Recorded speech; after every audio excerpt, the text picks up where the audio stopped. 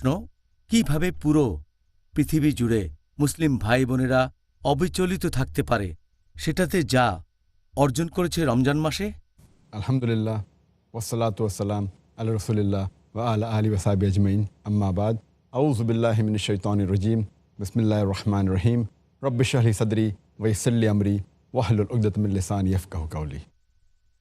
যদি কোনো মুসলিম এই পবিত্র রমজান মাসে নিয়মিত সে রোজা পালন করে আর যদি রাতের বেলায় কিয়ামুল লাইল পড়ে আর যদি এ সময় বিভিন্ন ভালো কাজ করে থাকে, তাহলে ইনশাআল্লাহ সেই ভালো কাজগুলো কন্টিনিউ করে যাবে সারা বছর ধরেই।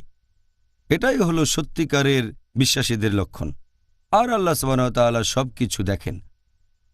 সত্যি বলতে রমজান চলে গেলেও নিজেকে অপরিবর্তিত রাখা, এটাই হচ্ছে পবিত্র রমজানে একজন মানুষের সবচেয়ে বড় অর্জন। আর যে লোক রমজান মাসের পরেও অপরিবর্তিত থাকে, ভালো কাজগুলো করে যায়, সবগুলো ফরজ, পাশাপাশি রাতের নামাজ, বিভিন্ন সুন্নত ইত্যাদি, এটা হচ্ছে সবচেয়ে ভালো লক্ষণ যে তার রোজা আল্লাহ সুবহানাহু ওয়া তাআলা কবুল করেছেন। এটা কবুল হওয়ার লক্ষণ।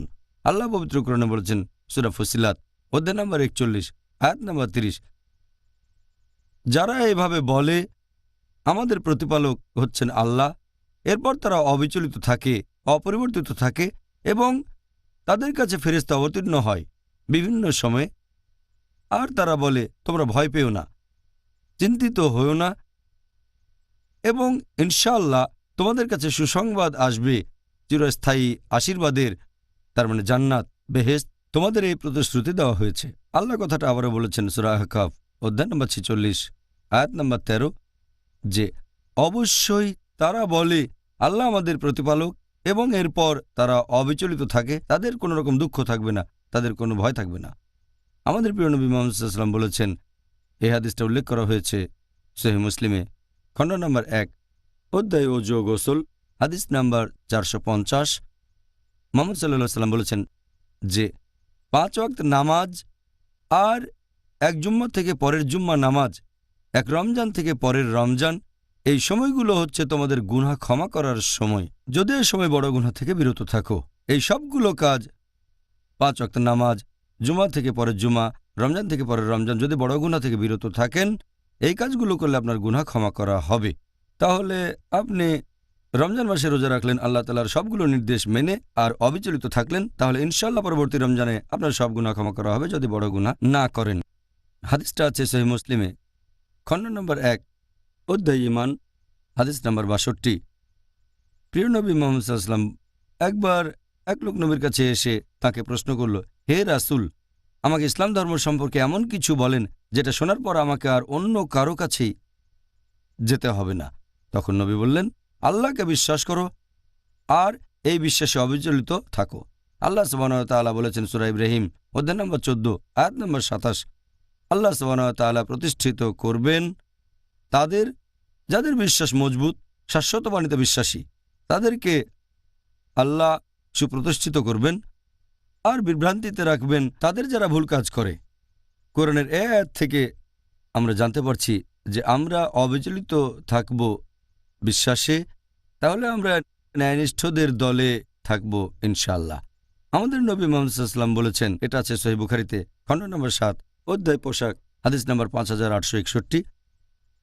হযরত আয়েশা রাদিয়াল্লাহু আনহা তিনি বলেছেন যে নবী মুহাম্মদ সাল্লাল্লাহু আলাইহি ওয়াসাল্লাম একটা ঘর তৈরি করতেন হাসির দিয়ে, আর রাতের বেলায় সেখানে ইবাদত করতেন, দিনের বেলায় সেটাকে গুটিয়ে তার উপরে বসতেন।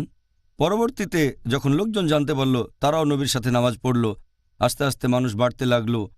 তারপর যখন অনেক মানুষ হয়ে গেল, তখন নবী তাদের বললেন যে তোমরা ভালো কাজগুলো যথাসাধ্য চেষ্টা করবে করার, আর সেখানে অবিচলিত থাকবে।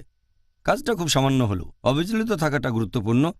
আর আল্লাহ সুবহানাহু ওয়া তাআলা কখনো পুরস্কার দিতে ক্লান্ত হন না, তবে তোমরা ক্লান্ত হতে পারো। আরেকটা হাদিস সহিহ বুখারীতে খণ্ড নম্বর 8 হাদিস নম্বর 6465, হযরত আয়েশা রাদিয়াল্লাহু আনহা বর্ণনা দিয়েছেন যে নবী বলেছেন, আল্লাহ তাআলা সেই কাজগুলো সবচেয়ে বেশি পছন্দ করেন যে কাজগুলো করা হয় নিয়মিতভাবে, সেটা খুব সামান্য হলেও। তাহলে নবী বলেছেন সেই কাজ করো যেটা করার সামর্থ্য আছে, অতিরিক্ত বোঝা নিও না, আল্লাহ সেই কাজ পছন্দ করেন যেগুলো নিয়মিত করা হয় সেটা সামান্য হলো। তাহলে এটা প্রত্যেক মুসলিমের দায়িত্ব যে রমজান মাস চলে গেলেও তারা বিশ্বাসে অবিচলিত থাকবে। সে রমজান মাসে হয়তো সব রোজা রেখেছে, তারপরে এখন তার সুযোগ আছে ঐচ্ছিক রোজা রাখার। আমাদের নবী এই রোজা রাখার সুপারিশ করেছেন। কেউ হয়তো রাতে কিয়ামুল লাইল পড়ত পবিত্র রমজানের প্রত্যেক রাতে, রমজান চলে গেলেও সে রাতে নামাজ পড়তে পারে। সে হয়তো জাকাতুল ফিতরা দিয়েছে, রমজান মাস শেষ হওয়ার পরও সারা বছর সে দান করতে পারে। এছাড়া আর যেসব ভালো কাজ করত, যেমন কোরআন পড়া, রমজান চলে গেলেও কোরআন পড়বে সে সারা বছর ধরে। তাহলে রমজান মাসে আমরা ভালো কাজ যেগুলো অর্জন করেছি পরে সেগুলোতে অবিচলিত থাকব, এটাই হচ্ছে নিদর্শন কবুল হওয়ার। আর এই লোকগুলোকেই আল্লাহ প্রতিষ্ঠিত করবেন। জাযাকাল্লাহ খায়ের। এই উত্তরের জন্য